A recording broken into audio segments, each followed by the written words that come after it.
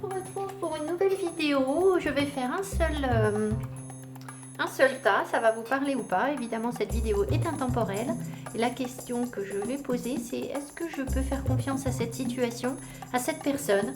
Est-ce que je dois aller vers cette personne, concrétiser quelque chose, avancer vers cette personne ou pas? Donc voilà, je vais me laisser porter et on va voir un petit peu les messages que l'on nous donne. Je pense que je vais faire une vidéo courte. Mais vous me connaissez, quand je vous dis une vidéo courte, elle n'est pas toujours courte. Je suis Marilyn de la Brise Vagabonde, je suis ravie de vous accueillir. Pensez à vous abonner pour soutenir mon travail. Et puis merci à toutes les personnes qui me laissent des commentaires et voilà, qui me font confiance pour des guidances personnalisées. Si vous voulez une guidance personnalisée, vous trouverez mon adresse mail sous la barre d'infos. Alors, est-ce qu'on peut faire confiance à cette situation, à cette personne? Alors, voyons voir ce que ça nous dit. Oh! Alors déjà, la carte arrive à l'envers. Transformation à l'envers. Alors, on est dans une énergie de transformation. J'ai l'impression qu'on nous dit que la situation peut être vécue en toute confiance si on arrive à transformer quelque chose en nous. Si on voit la lumière et on voit le côté positif de quelque chose. On peut aussi très bien retomber dans je répète les mêmes schémas. Je tourne en rond. Ça peut être ça aussi. On va en prendre une autre et on va voir un petit peu avec le tarot. Et oui, donc il peut y avoir une forme de bonheur sur la relation. C'est parfaitement jouable. C'est à nous de vibrer la joie, le bonheur. Je ne vous dis pas que c'est sur la relation qu'on est très heureux. Ce que je vous dis, c'est que si nous, on est dans une énergie de transformation et de joie, cette carte est vraiment très jolie d'ailleurs, eh bien, on va appréhender les choses de manière complètement différente. Donc voilà, donc il y a quand même une réponse ici qui est plutôt positive d'ores et déjà. On va voir ce qu'on me dit avec le tarot. Alors, on va faire quelle est l'énergie de cette personne par rapport à nous? Quelle est l'énergie? Et puis notre énergie par rapport à cette personne. Alors, son énergie et notre énergie à nous. Ok, les cartes arrivent à l'envers, j'ai tenu le deck à l'envers. Bon, le 7 de coupe à l'envers, bon, c'est pas plus mal en même temps.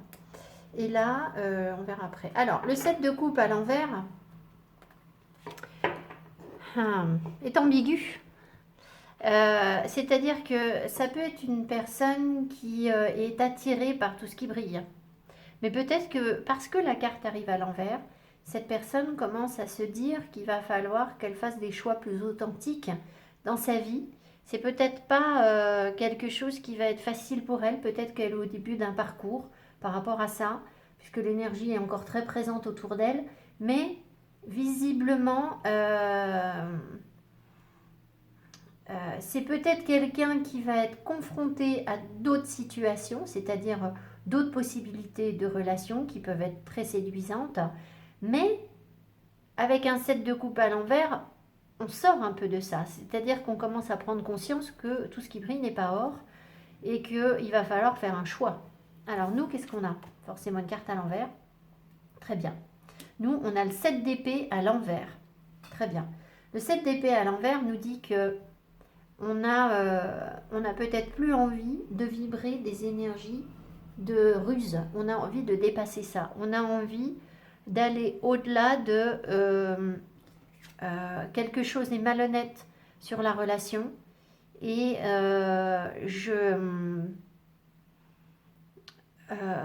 j'élabore une stratégie pour tirer mon épingle du jeu. Je calcule le truc. Je ne me laisse pas avoir par les choses malhonnêtes que tu peux faire.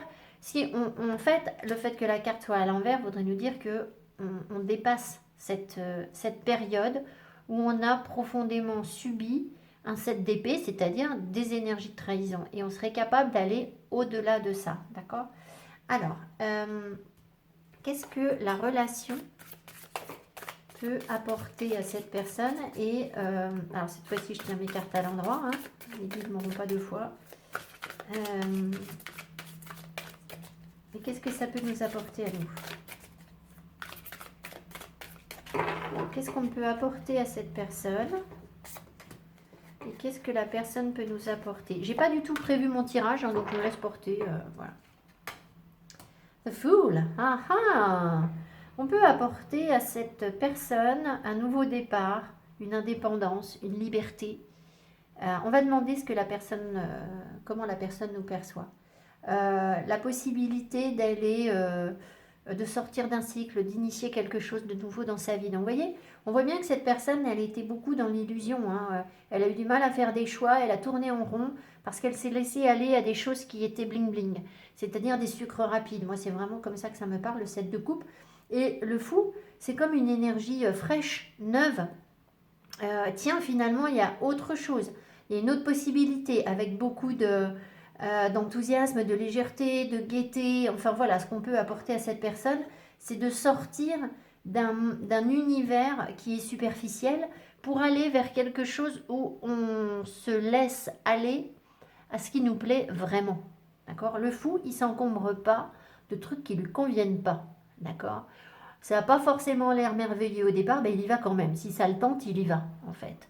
Donc on peut être pour cette personne une tentation, dans le sens où la personne peut envoyer balader d'anciens schémas, des pensées limitantes, un carcan sociétal. Enfin voilà, nous on peut apporter une sorte de fantaisie par rapport à ça.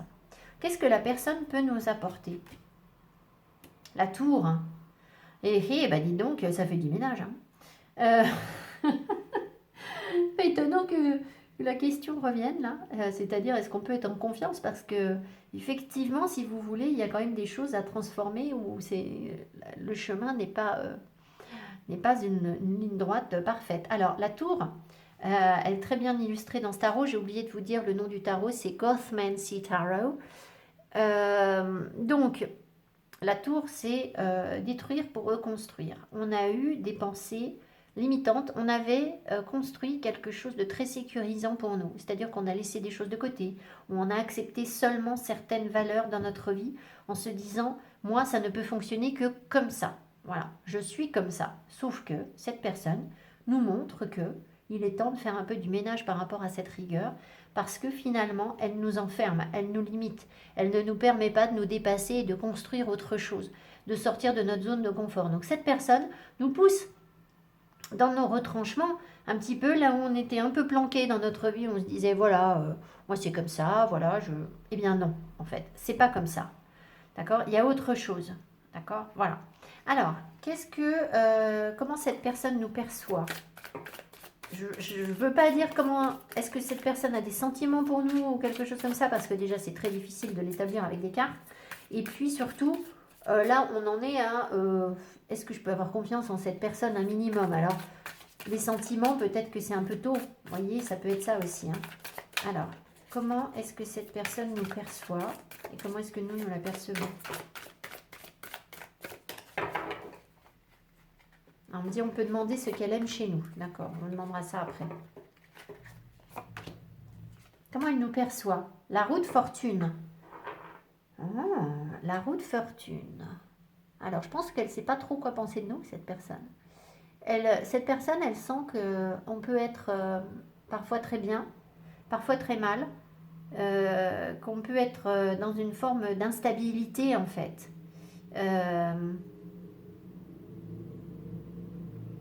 Ça peut être ça. Ça peut être aussi que cette personne, elle sent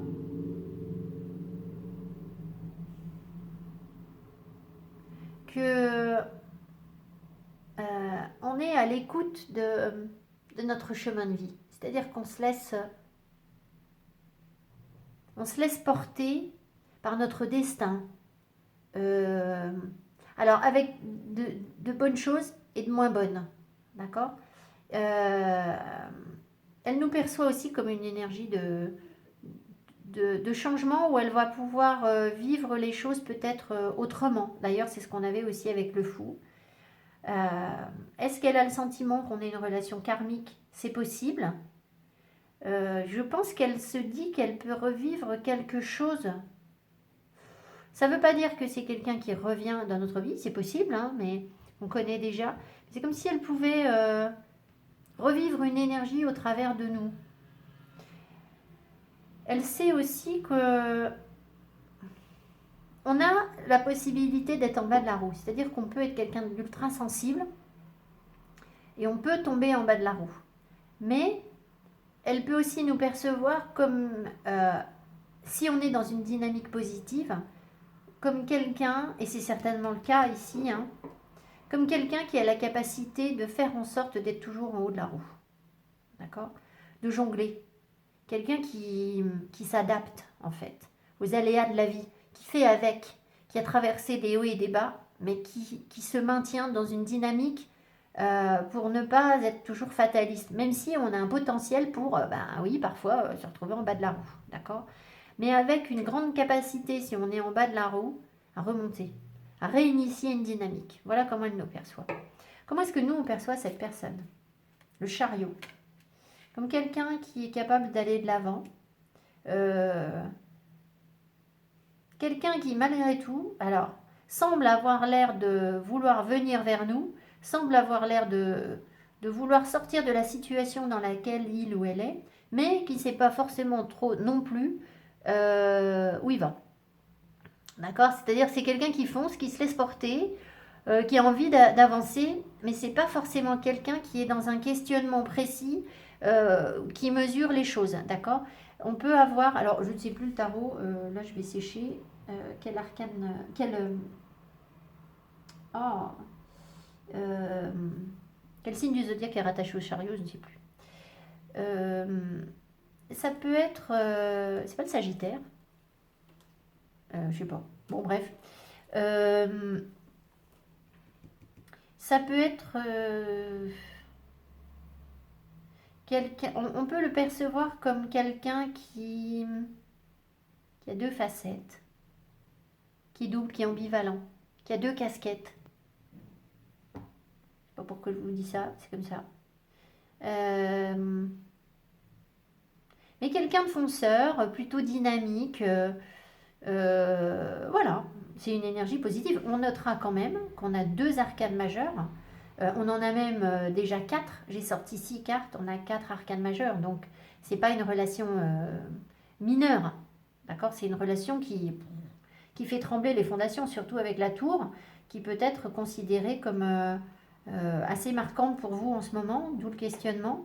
Euh, voilà, des personnes de tempérament, hein, avec des arcanes majeures. Alors, tout à l'heure j'ai dit on va demander, ça y est, je ne sais plus. Ah oui, qu'est-ce que la personne aime chez nous et qu'est-ce qu'on aime chez elle? Alors, qu'est-ce que la personne apprécie chez nous?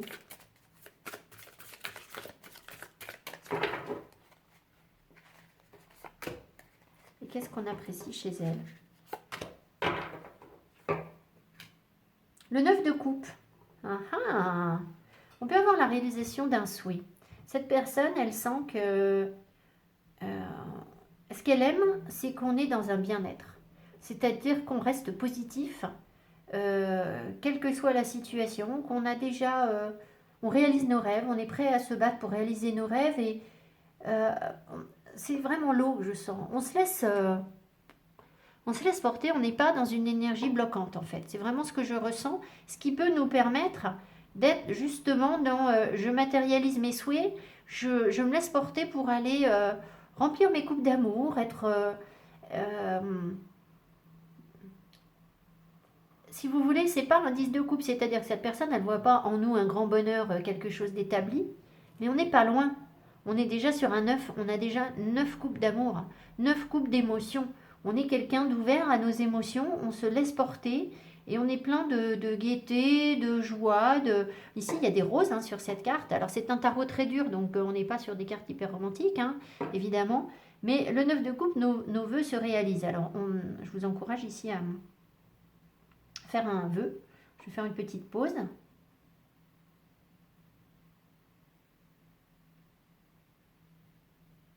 Voilà, bon. Vous faites pause plus longtemps si vous avez besoin, évidemment. Alors, qu'est-ce que nous, on apprécie chez cette personne? L'As de Pentacle. C'est quelqu'un qui sait saisir les opportunités. C'est quelqu'un qui représente quelque chose de concret dans la matière.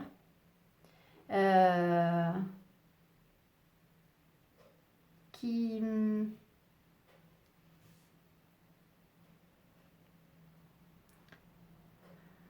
C'est quelqu'un que l'on voit tel qu'il est. Et ce qu'on en perçoit, ben, on l'apprécie en fait. C'est peut-être quelqu'un qui a un joli corps aussi, hein, le pentacle, ça peut être ça. Mais c'est quelqu'un d'ancré, qui n'est pas dans la précipitation, j'ai l'impression, avec un as de pentacle, c'est pas ça. Mais ce qu'on apprécie, c'est d'avoir l'opportunité de tenter le truc. C'est-à-dire que c'est quelqu'un qui va essayer, en fait. Qui va essayer, qui peut-être va être là où d'autres n'ont pas été là. Vous voyez ce que je veux dire? Il y a une opportunité à saisir, mais il se dit, tiens, peut peut-être tenter, ça peut peut-être être intéressant. Voilà. Alors, qu'est-ce qui bloque? Qu'est-ce qui peut bloquer cette personne? Et qu'est-ce qui peut nous bloquer, nous, et nous mettre dans la méfiance? Qu'est-ce qui peut bloquer cette personne? Et qu'est-ce qui peut nous bloquer, nous? Qu'est-ce qui peut bloquer cette personne? Qu'est-ce qui peut nous bloquer? La reine d'épée. D'accord. Alors, cette personne, elle peut... Elle peut être un petit peu embêtée par votre clairvoyance ou votre capacité à être dans une lucidité. Peut-être qu'elle vous trouve parfois un peu froide, un peu directe. Mais surtout, peut-être que cette personne, parce qu'elle a été, si vous voulez, elle sort d'un milieu où il y a beaucoup d'illusions, de choses factices, pas forcément très authentiques. La reine d'épée, c'est tout l'inverse, hein. C'est froid, elle est froide, elle est directe, elle sait ce qu'elle veut, elle y voit clair, on ne peut pas lui mentir. Il y a cette clairvoyance là qui ressort, donc peut-être que cette personne, elle pourrait être un petit peu mal à l'aise, freinée, se questionner par rapport au fait qu'elle ne peut pas vous cacher de vérité. Vous voyez clair en elle, et bah, peut-être que, ouais, vous savez bien, les gens, ils n'aiment pas qu'on les regarde dans tous leurs petits trous, hein, d'accord? Ils n'ont pas forcément envie de ça. Et voilà, ça pourrait être un frein, d'accord? Et vous, qu'est-ce qui pourrait être un frein à cette relation? Le 4 d'épée. Le 4 d'épée? Pourquoi le 4 d'épée? La fatigue. Comme si vous en aviez marre de quelque chose, en fait, mais... C'est pas vraiment en avoir marre parce que c'est pas un 4 de coupe.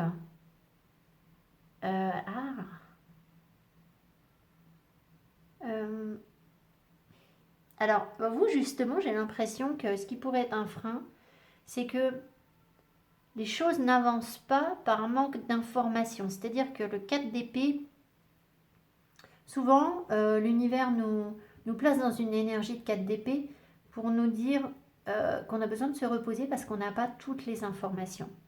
On n'a pas la possibilité de tout voir. Et nous, il y a quelque chose ici où... peut-être que parce qu'on est clairvoyant, qu'on aime ce qui est carré, droit, eh bien, là, si on n'a pas toutes les infos, on ne sait pas trop... c'est un peu flou. Vous voyez? Donc, voilà. Alors, et puis énergétiquement, peut-être qu'on ne sait pas trop si cette personne va nous prendre de l'énergie ou pas. C'est-à-dire la relation avec cette personne, est-ce qu'elle va être, oui, énergivore ou pas? Est-ce que, voilà. Et puis peut-être aussi qu'on se sent tout simplement fatigué et qu'on se dit que ça va être compliqué d'avoir une relation avec cette personne alors qu'on a autre chose à gérer, peut-être des soins. Hein. La 4 d'épée, c'est aussi la carte de la maladie. Enfin, voilà, je ne vous dis pas que vous êtes malade, mais on a peut-être autre chose à gérer. Et peut-être que, voilà, ça nous semble compliqué. Voilà, alors on va prendre juste une carte de synthèse. Et puis on prendra 2-3 cartes de... Alors, je vais faire ça avant.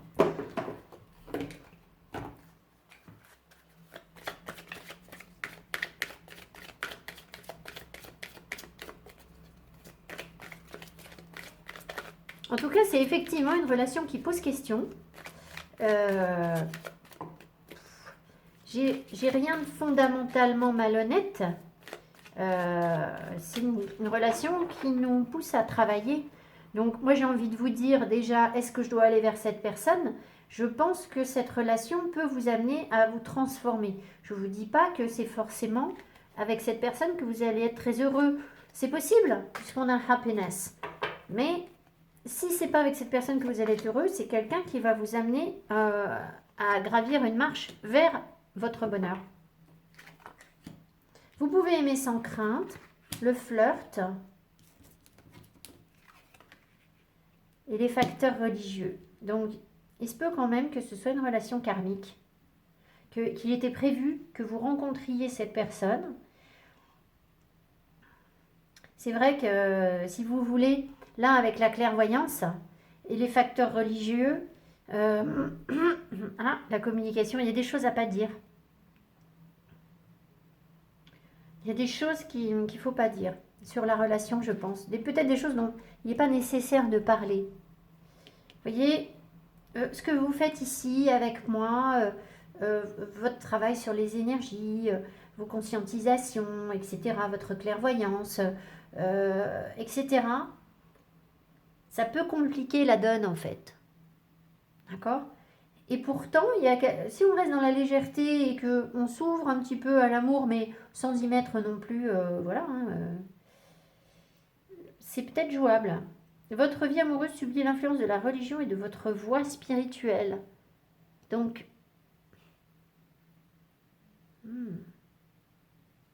d'accord.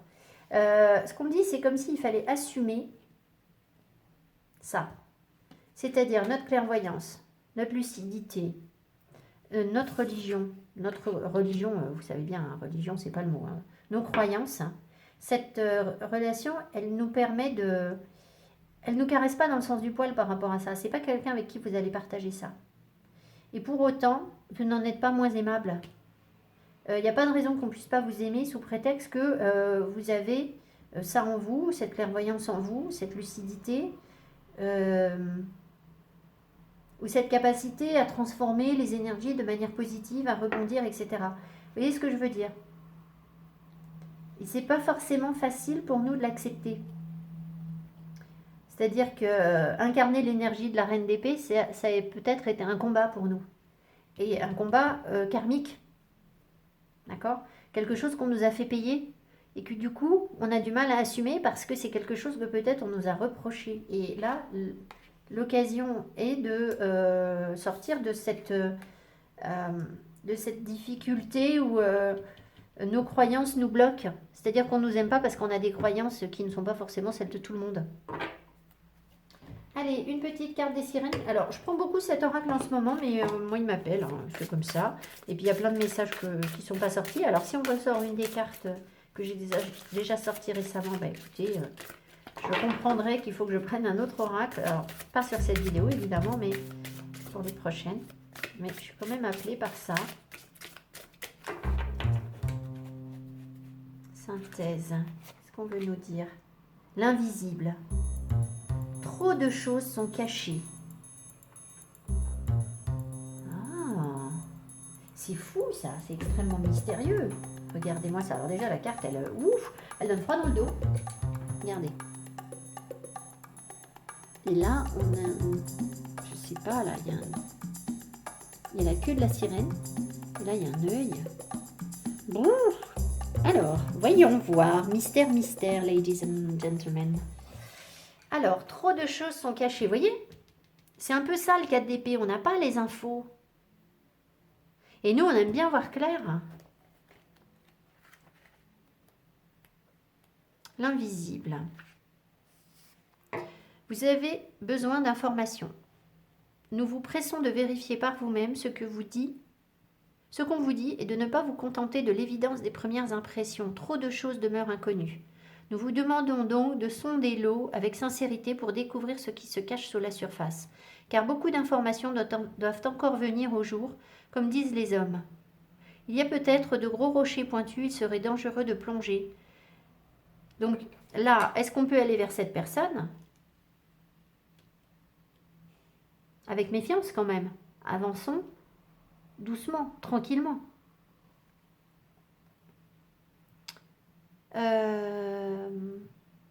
Il y a peut-être, j'ai déjà dit, il peut y avoir des branches, des débris, des hauts fonds, là où l'eau semble assez profonde pour sauter. Les sirènes vous font signe pour vous rappeler, depuis leur demeure liquide, que mieux vaut prévenir que guérir. Avant de vous lancer, demandez l'avis de ceux qui sont déjà allés à cet endroit ou ont déjà rencontré ces gens. L'enthousiasme et l'innocence sont nécessaires. Et en ce moment, nous, les sirènes, nous vous encourageons à rechercher le conseil de personnes avisées que vous, plus avisées que vous, pardon, et à faire appel à votre bon sens pour ne pas vous mettre en danger. Il existe un risque potentiel dans ces circonstances. La vérité est que cette situation renferme beaucoup plus de choses que vous ne voyez depuis votre position. Vous devez élucider tout ça avant de seulement songer à agir. Hey, hey. Divination. Recherchez les couches cachées dans les contrats. Le danger est de faire confiance en prenant ses désirs pour des réalités. Alors, je pense que cette personne, elle arrête de prendre ses désirs pour des réalités. D'accord? Parce qu'elle a un 7 de coupe à l'envers. Faites inspecter des bâtiments, testez des matériels. Faites-vous faire un check-up et ne vous soumettez pas à une opération chirurgicale. Bon, là, on est un peu... la carte parle moins par rapport au tirage. N'investissez pas dans quelque chose de nouveau et d'excitant. Réfléchissez soigneusement avant de vous engager avec de nouvelles personnes et d'accepter leurs propositions. Pensez à ce qui peut se trouver sous la surface de l'eau, des rochers, des courants, des débris, des dangers. Seuls ceux qui connaissent ces eaux peuvent vous aider. Servez-vous aussi de vos propres pouvoirs. Mesurez la profondeur de votre engagement. Effectuez une enquête afin de mieux comprendre l'endroit où vous allez et ne vous culpabilisez pas de le faire. Cela peut sembler moins romantique et idéaliste, cela vous volera peut-être un instant de charme et de délice, mais cela vous épargnera des fractures, les plaies, les grandes douleurs et peut-être même les blessures irréparables. Faites confiance aux sirènes, elles sont déjà allées là-dessous et elles savent, bien plus que vous et moi, ce qui gît sous la surface. Alors pour autant, donc là clairement, on nous invite à être dans la méfiance. Pour autant, si on coupe toute communication avec cette personne, ou qu'on s'éloigne de cette personne, est-ce qu'on saura ce qui est sous la surface? Vous voyez ce que je veux dire? Alors, je pense qu'il y a quelque chose à comprendre, hein, d'accord? Peut-être karmique. Par rapport à la légèreté, par rapport au fait de donner sans recevoir, peut-être aussi, mais sans crainte, hein, de ne pas avoir de frein sur l'amour, c'est possible. En tout cas, il y a quelque chose, oui, il y a quelque chose à comprendre. Mais moi, je vous dis, si on n'y va pas, ben, je pense pas qu'on va pouvoir comprendre. Je vois pas comment ce serait possible. Donc, il faut y aller en étant protégé, en étant dans une extrêmement prudent.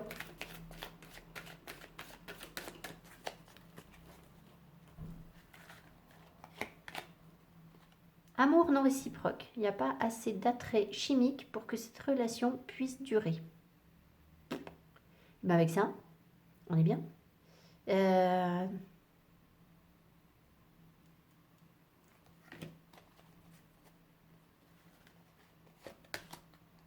Exprimez votre amour, lancez-vous, faites le premier pas. Qu'est-ce que c'est que ces messages? Restez optimiste pour votre vie amoureuse.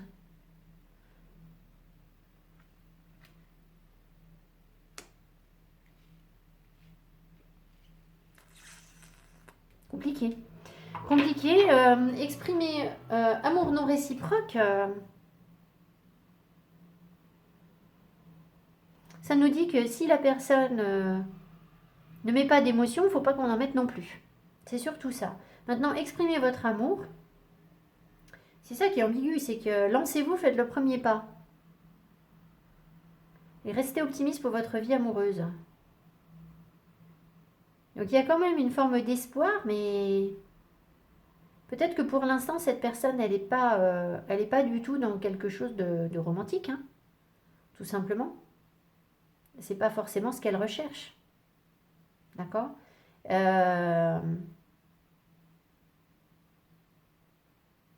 Moi, je pense quand même que l'amour non réciproque, c'est quelque chose qu'on a à régler à l'échelle de notre âme. C'est pas juste une personne ici qui... Donc on a quelque chose à comprendre par rapport à ça.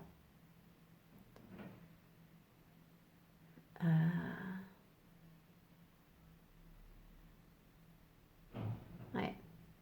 Je pense que on a perdu espoir, si vous voulez. Notre âme, au bout d'un moment, a perdu espoir parce que à force de ne pas recevoir l'amour qu'elle donnait à d'autres, eh bien, du coup, on a, oui, on a fini par se renfermer ou quelque chose comme ça, en fait. Maintenant, voilà, je vous dis pas non plus d'aller tomber amoureuse comme ça de cette personne, hein, claire et nette, là, non, vraiment pas. D'accord? Vraiment pas. Mais d'ailleurs, on n'a pas ici qu'est-ce que cette personne pense de vous. Roue de fortune, hein. Donc c'est pas quelqu'un qui pour l'instant est dans de l'émotion ou... Non.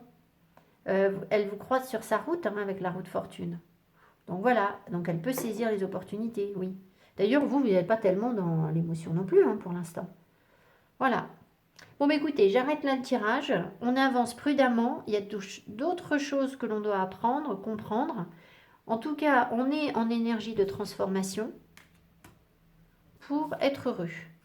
À partir du moment où vous restez bien ancré sur votre bonheur, hein, pas forcément rattaché à cette personne, je pense qu'on peut en tirer quelque chose, comprendre quelque chose. Voilà.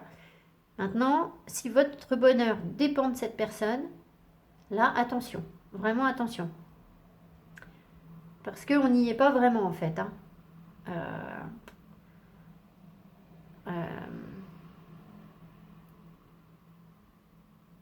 J'ai l'impression que je passe à côté de quelque chose là, mais ça vient pas.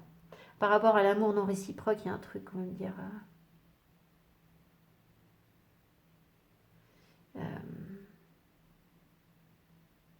comme si... ça c'est un fardeau qu'on porte en fait. Comprenez ce que je veux dire? L'amour non réciproque est un fardeau que l'on porte depuis longtemps. Et c'est ça qui nous met dans une énergie de manque, de blessure. Donc on attire ça vers nous parce qu'on vibre ça en nous. Parce qu'on a peur de ne pas être aimé. Mais dès lors qu'on n'a plus peur de ne pas être aimé, on peut aimer sans crainte, et bien du coup, on peut libérer un karma en fait. On peut être heureux. Enfin, je pense, hein, mais voilà, faites vraiment attention avec qui vous êtes, voilà, parce que c'est quand même quelqu'un qui est très attaché aux apparences, qu'il a été. Vous avez déjà été trahi, vous avez envie de sortir de ces énergies de trahison. Prudence. Voilà. Je vous embrasse, j'espère que ce tirage vous a plu, vous aura parlé. Mettez-moi mes petits pouces, j'attends vos commentaires. Et je vous souhaite tout le bonheur du monde. Hein. La transformation et le bonheur. Je vous embrasse, à bientôt, bye bye.